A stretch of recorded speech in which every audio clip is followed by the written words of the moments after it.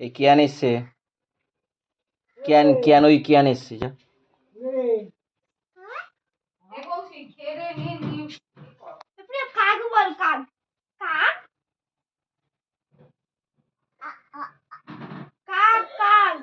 সময়টা নষ্ট করছিস খুব।